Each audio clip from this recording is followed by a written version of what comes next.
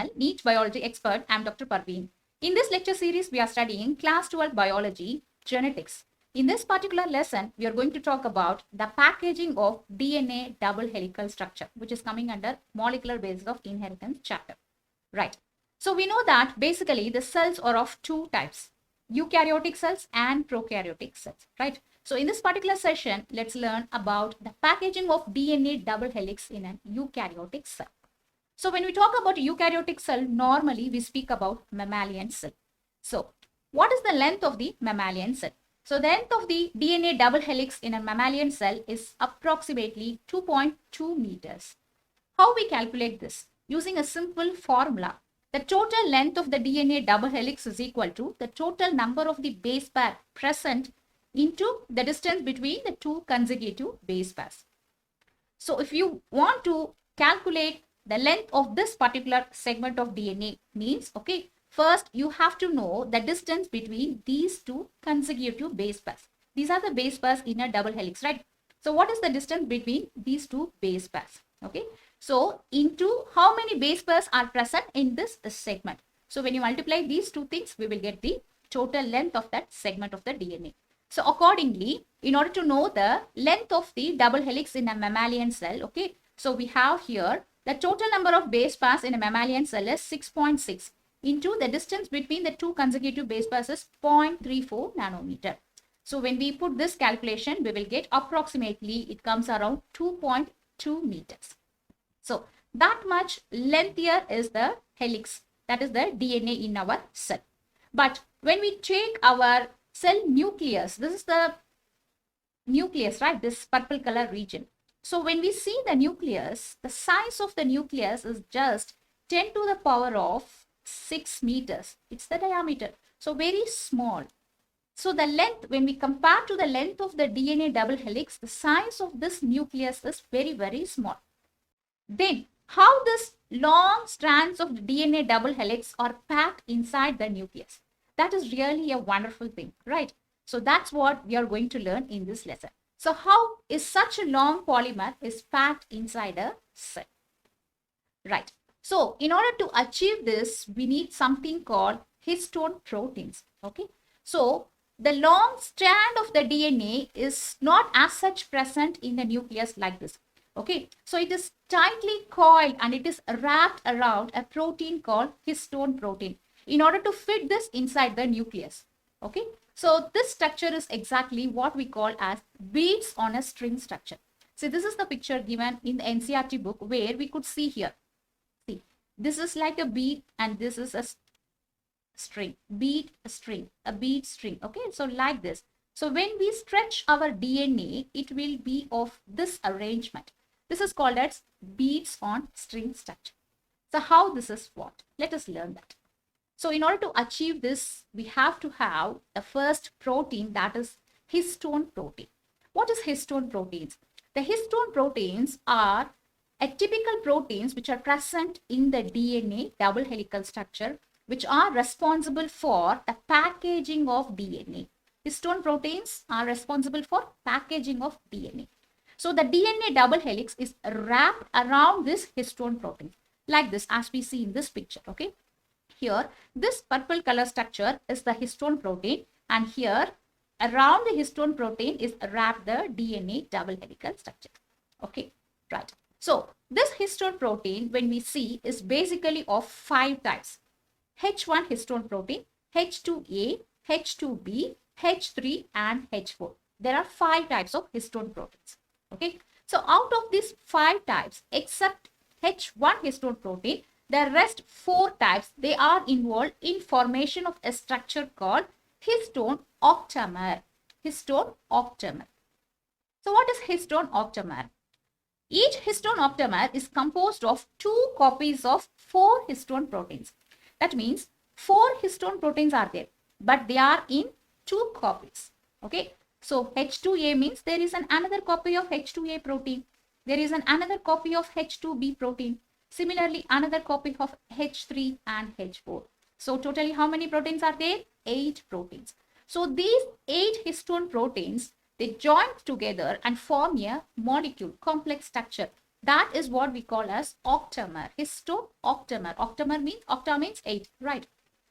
So how this is arranged, okay, let us learn that. Suppose if this is H2A, one histone protein, okay, so behind that is present and another copy of the histone protein, another H2A. Similarly, if H2B is present, behind that another copy, H2B.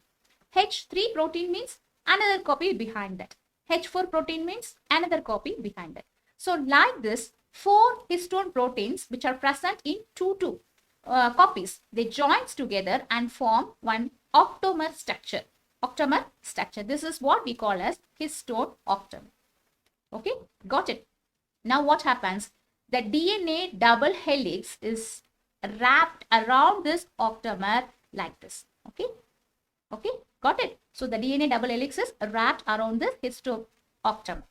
Okay, so see here, this is one bundle where the histone proteins are there, where the DNA double helix is wrapped. Similarly, after some distance, there is a small gap in between. After that, and another bundle will be there. Okay, so this is what exactly gives that beads on string structure when we see under an electron microscope. Okay, so this each structure, this each structure is called as nucleosome. Okay, nucleosome. This is one nucleosome, this is another nucleosome. Like this, many nucleosomes will be present on the DNA strand. Okay, we will learn this now. Right. So what is this function of this histone proteins? How this histone proteins holds the DNA double helix tightly. Okay.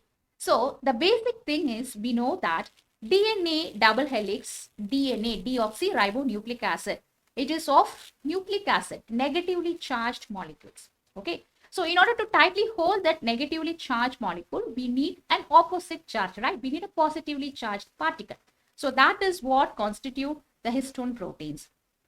The histone proteins are a set of positively charged basic proteins. So what does this word basic proteins means? You might have learned in the biomolecules lesson. Proteins are made up of amino acids, right? Chains of amino acids joins together and form proteins. The amino acids are of 3 types: acidic amino acids, basic amino acids, and neutral amino acids. So these histone proteins are made up of basic amino acids. That's why we call this protein as basic proteins. Okay. So what exactly is present? In histone proteins, they are enriched with an amino acids called lysine and arginine. Very, very, very important. Okay. Histone proteins are basic proteins. That means they carry basic amino acids. They are positively charged. The 2 basic proteins present are lysine and arginine. Okay. So see here, these 2 amino acids, lysine and arginine, they have some free ends. Okay. So let us say this is lysine molecule, this is arginine molecule. Okay. So they have, in their molecular structure, they have free end. They are positively charged free ends as their side chains. Okay. So to this positively charged free end, attach the phosphate group of the DNA, which is the negative charge. Okay. So that's how the histone protein holds the DNA. Okay. So the positive charge allow them to closely associate with the negatively charged DNA through electrostatic interaction. There is a positive negative interaction between them. That's why they are hold and they are in a position together and tightly caught. Got it? Right. Then, so what are the functions of the histone proteins? The major function of the histone protein is they act as a spool for the DNA like thread to wrap around. What is a spool? This is a spool. Okay. So if you have a long thread, if you keep the thread as such, what will happen? There won't be enough space to keep the thread, and the thread will have the tightly, like it will be tangled. Okay, so such problems will be there. So you have to neatly arrange and tightly coil it in a spool. So similarly, as how a spool is important for tightly coiling a thread, similarly the histone proteins, that is histone octamers, it acts as a spool to wrap the DNA around it. So as a result, it helps the DNA to fit inside the nucleus so that the long stretched DNA will be tightly coiled in this histone protein and it will be fit in the inside the nucleus. Okay. Not only that, it also takes part in the chromosome formation. Got it? Right. Now, let us learn another word, that is nucleosome. What is nucleosome? Nucleosome means the negatively charged DNA is wrapped around the positively charged histone octamer to form a structure. That structure is called nucleosome. The same thing what we have learned previously. See, we have histone octamer, this 8 protein molecules, histone octamer. Around the histone octamer is the DNA which is wrapped. Okay, so this DNA and the histone octamer together is called as nucleosome. The terminology is different. Okay, so histone octamer plus DNA double helix wrapped around that is called as nucleosome. Got it? So a typical nucleosome contains 200 base pair of DNA helix. This is very, very, very important. So how much DNA, how much length of DNA is wrapped around that octamer? That is 200 base pair. Suppose if you take this length, okay, this is what constitute 200 base pairs. 200 base pairs of DNA helix is wrapped around that histone octamer. Understand? Right. So look at this picture here. This purple color is the histone octamer which contain the histone proteins.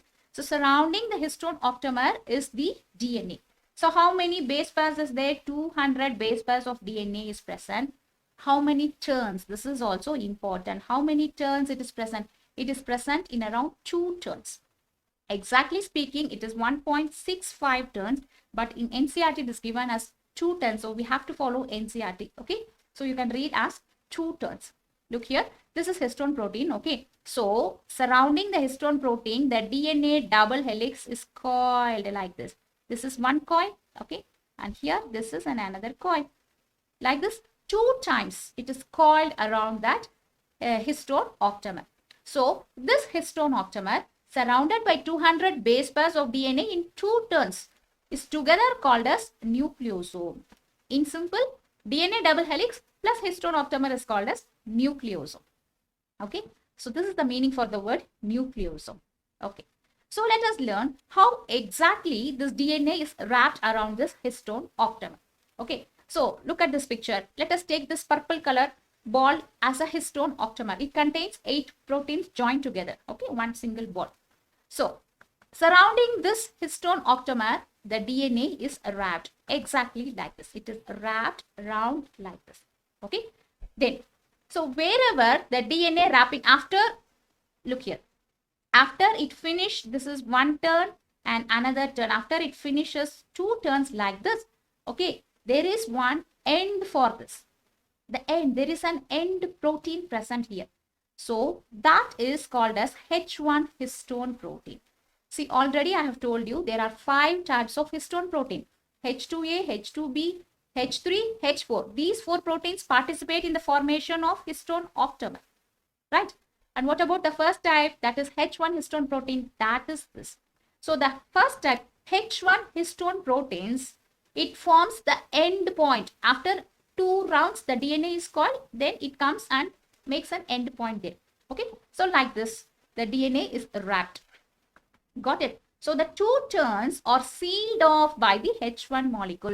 So which histone proteins seals the 2 turns? That is H1 histone protein. Okay. The 2 turns of the DNA are sealed off by the H1 histone proteins. How many histone proteins makes this octamer? We can say 4 histone proteins in 2 copies. That is totally 8 histone proteins. Understand? So simple. Okay. Right. So like this, the structure goes and goes and goes like this. Okay. See here. This is one nucleosome. That is, we have the histone octamer. Surrounding that, two turns of, look at this green color, 2 turns of DNA wrapped. Then the DNA goes to the next nucleosome. Then it goes to the around the next nucleosome. Like this. The structure goes like this. Understand? So this is how the DNA is packed. Now here we have to learn another thing that is called linker DNA. What is linker DNA? This is one nucleosome, right? This is one nucleosome. This is another nucleosome.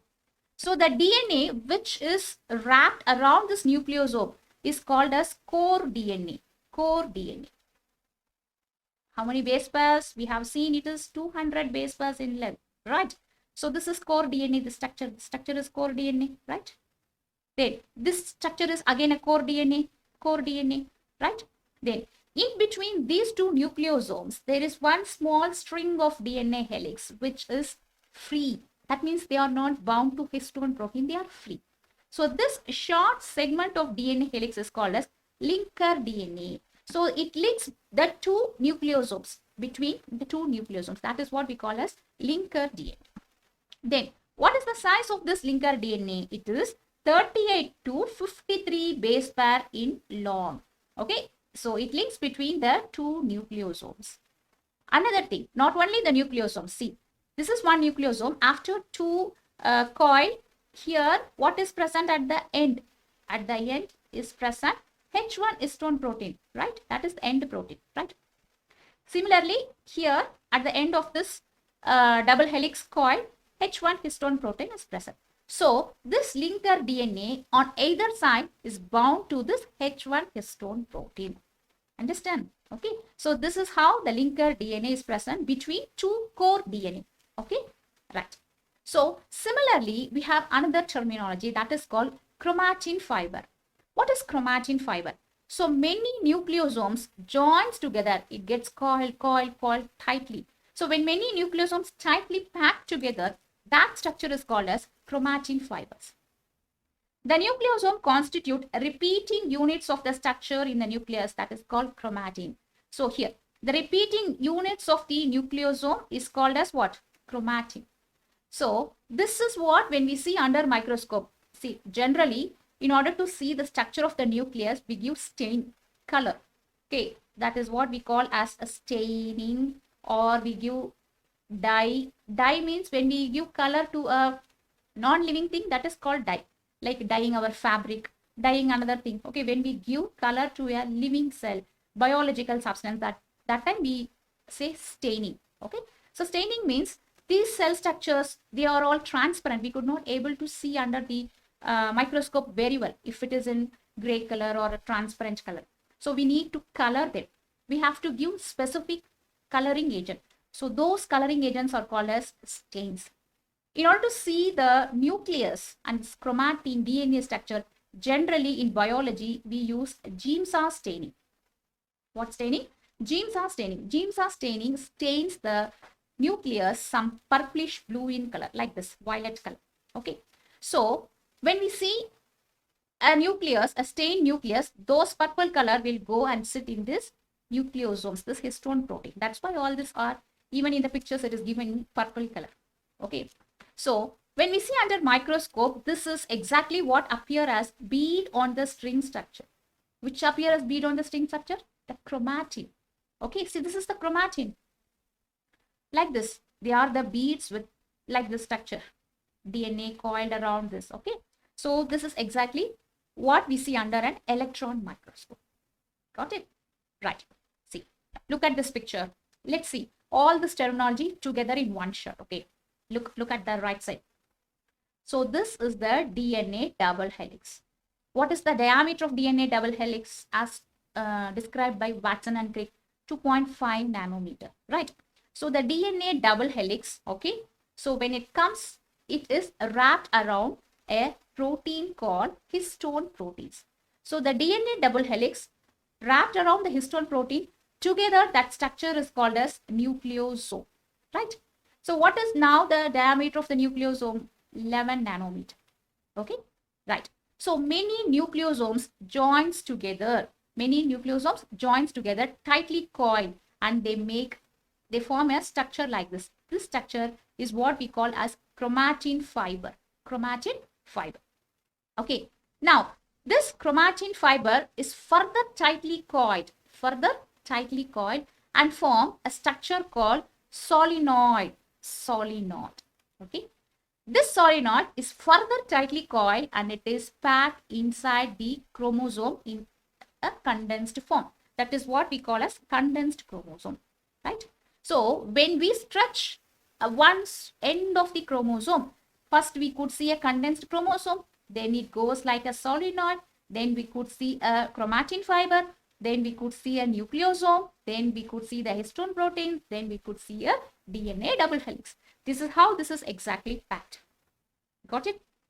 Right. So here you have to know another point, that is the 30 nanometer fiber arises from folding of the nucleosome chains into a solenoid structure having 6 nucleosomes per turn.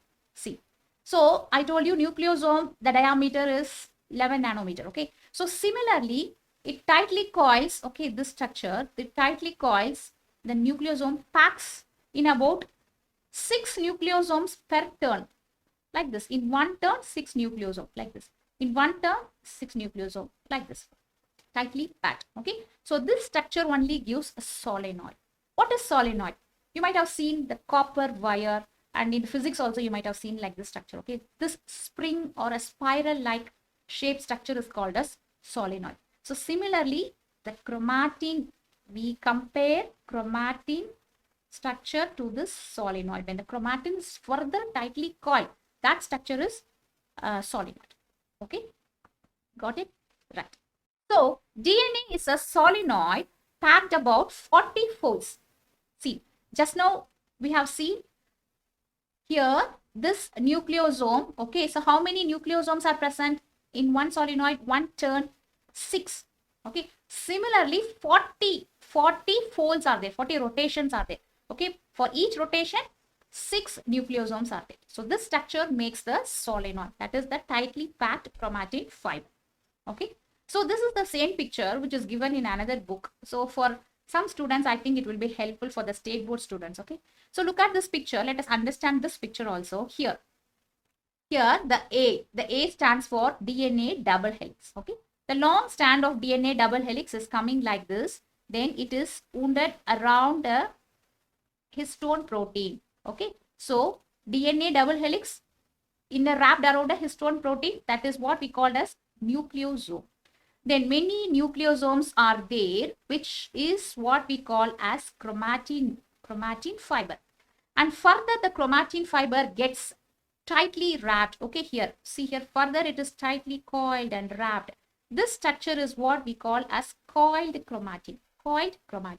And further this chromatin is coiled, again tightly packed, the solenoid structure. This is what we call as coiled solenoid.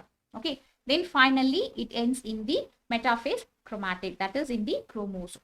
Okay, so this is how exactly the long strand of DNA, which is actually 2.2 meters in length, is tightly packed and coiled and kept in a condensed form inside the nucleus in the form of a chromosome. Okay, right. So for this coiling of the DNA double helix, what do you think is most essential? Histone proteins, right?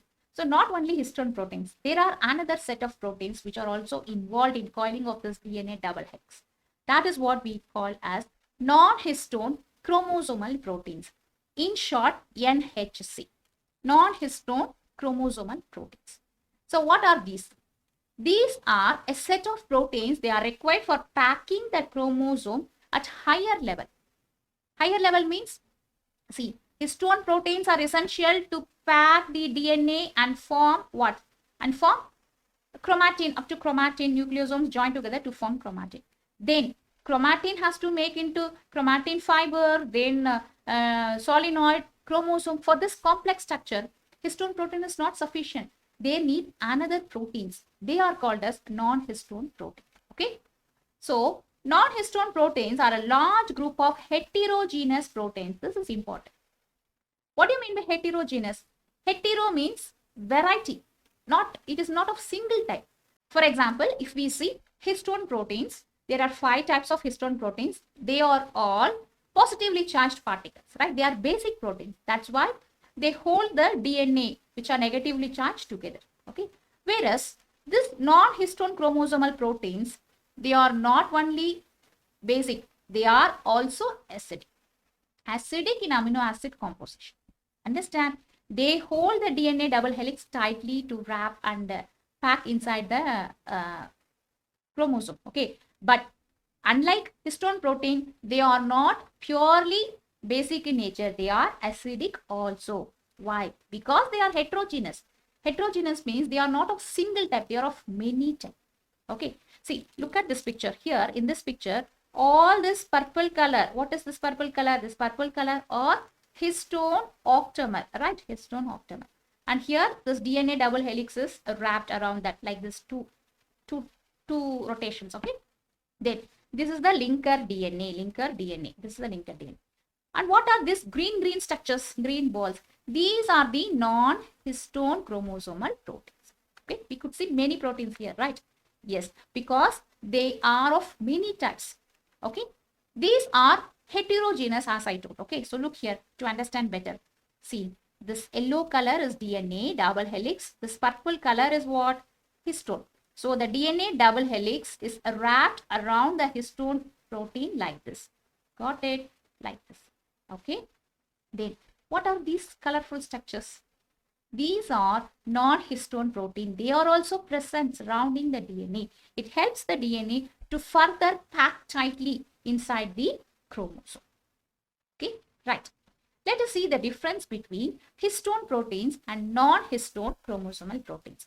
So the histone proteins are basic proteins. We know they are basic because they contain lysine and arginine amino acids. So they are basic proteins.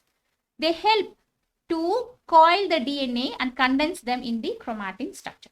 Okay. Non-histone proteins, they are not purely basic. They are acidic too. Okay. So when we take the DNA double helix, remove all the histone protein. Whatever is present, the remaining, all such proteins are together called as non-histone protein. Understand? Okay. So just imagine. Okay. Just take out all the histone proteins from the DNA double helix. Whatever protein remain in the nucleus, that structure, that is what? Non-histone proteins. Okay. So the histone proteins are of 5 types. We know that they are of 5 types, whereas non-histone protein are more than 200 types. 200 types. Scaffold protein. Scaffold protein means, see, to pack the DNA tightly in the chromosome like this. Okay. So the DNA has to undergo a structure like this. This is called scaffolding. This is called scaffolding. So here comes some proteins to which the bending of the DNA, everything will be there. Understand? So such role will be played by non-histone protein. Scaffold protein, heterochromatin protein, polymerase, polycomb protein. These are all many proteins. Okay. So they are non-histone protein. Histone proteins helps packaging the DNA in the nucleosome. So for the packaging of the DNA and form the nucleosome structure, that is the only role of histone protein. Okay, whereas non-histone protein are not so. They play a role in many DNA functions. For example, in the transcription, like this. So when the DNA double helix is like this, okay, when it is tightly coiled in a double helical structure, in order to undergo transcription. What is transcription? Formation of mRNA from the DNA is called transcription. So the DNA double helix has to unwind. Okay, so there must be a starting point for this. So like this, where the enzymes will come and act. So such activity will be done by DNA non-histone chromosomal proteins. Okay, this much is enough for you. So this is the difference between histone proteins and non-histone proteins. Now let us see another important concept, that is euchromatin and heterochromatin. We know what is chromatin. What is chromatin? When the nucleosome is tightly coiled, that structure is called chromatin or chromatin fibers, right?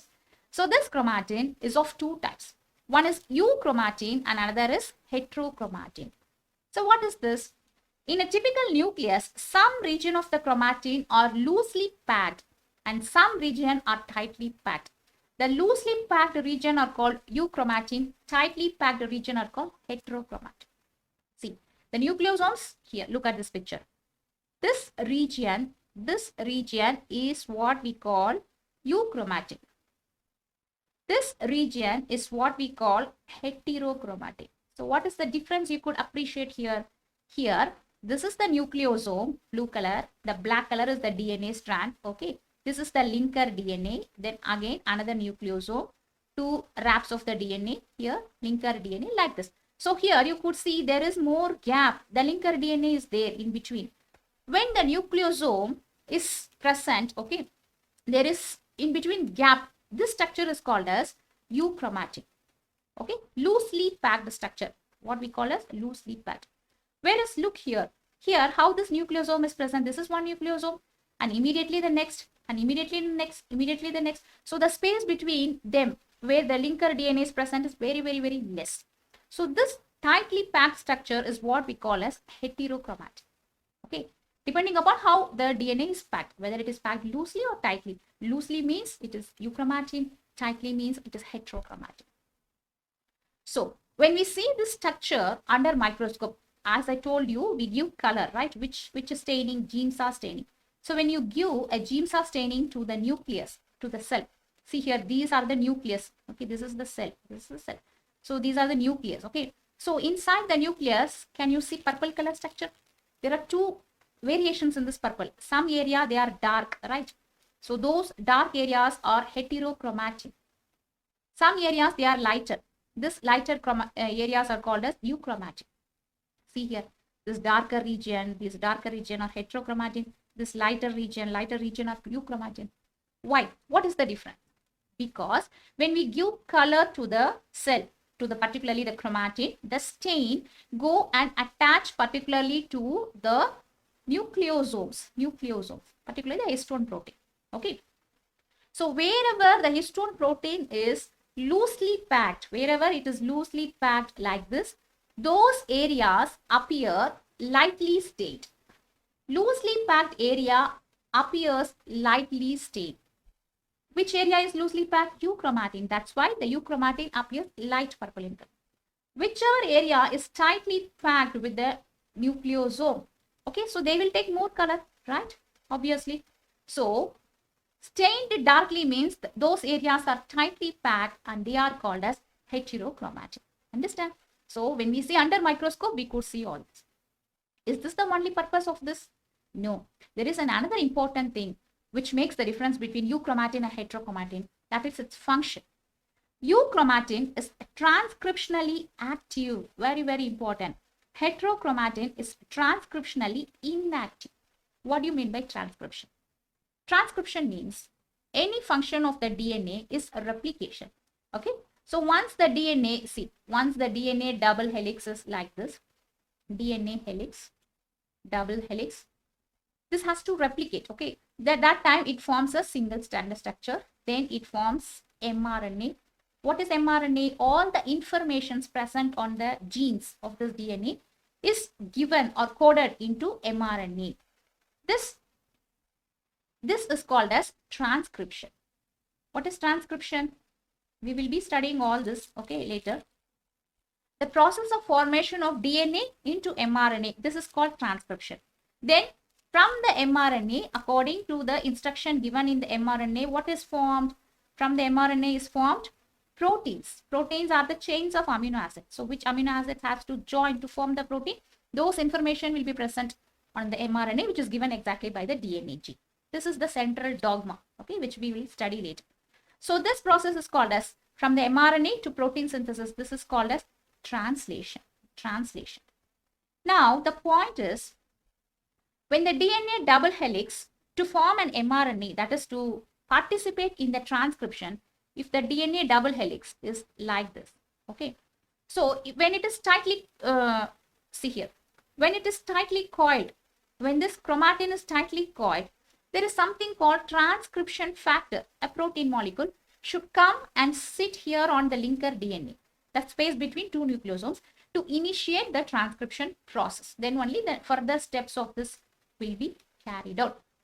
So if there is no space between two nucleosomes, that means there is no linker DNA available openly. It is tightly packed. So that in that area, there won't be any exposure to transcription factor. So as a result, this heterochromatin will not participate, or it is inactively participating in the transcription process. That means from this structures, proteins will not be produced. Understand? So that's why we call heterochromatin is transcriptionally inactive, because they are tightly coiled. They are not exposed to other enzymes to come and start its process. Whereas if you see euchromatin, these are the nucleosomes. In between is this gap. More gap is present in the linker DNA, where the transcription factor proteins will come and sit here and start its unwinding of the DNA double helix, and mRNA will be producing all the translation, everything will happen. Understand? So that's why euchromatin is transcriptionally active, heterochromatin is transcriptionally inactive. Okay, got it? So look at this picture. This is a double helical DNA. Okay, so in order to form an mRNA, it has to unwind. The double helix has to open up, right? So in order to open up, there must be some gap, right? So if the nucleosomes are tightly packed as in heterochromatin, there won't be any gap. So transcriptionally, it will be inactive. So this thing will occur only in the euchromatin. So when you see a chromosome, this is the chromosome, okay? The center part of the chromosome, this is the centromere. Surrounding the center part, this orange color region where the DNA is very much tightly coiled. So this region is what we exactly call heterochromatin region of the chromosome. Heterochromatin. Not only in the center part, on both the ends of the chromosome. Why the ends of the chromosome are tightly packed? To avoid unwinding. Okay. So where what exactly we call as telomeres. The end of the chromosomes is called as telomeres. Okay. So here the telomeres, this region is also tightly packed. Here this end is also tightly packed. So when we take a chromosome, the center part very close to the centromere and the two opposite ends, the telomeres, these regions are very tightly packed. They are heterochromatins. They are inactive transcriptionally. Okay. The rest region here, like in the arms of the chromosome, this region is exactly euchromatin, which participate in the DNA replication, transcription, all these things. Okay. So this is loosely packed region, which is transcriptionally active. That's why the name itself indicates that U means true. Chromatin means we know, packing of the DNA. So this is true packing of the DNA, which involves in the functions of the DNA.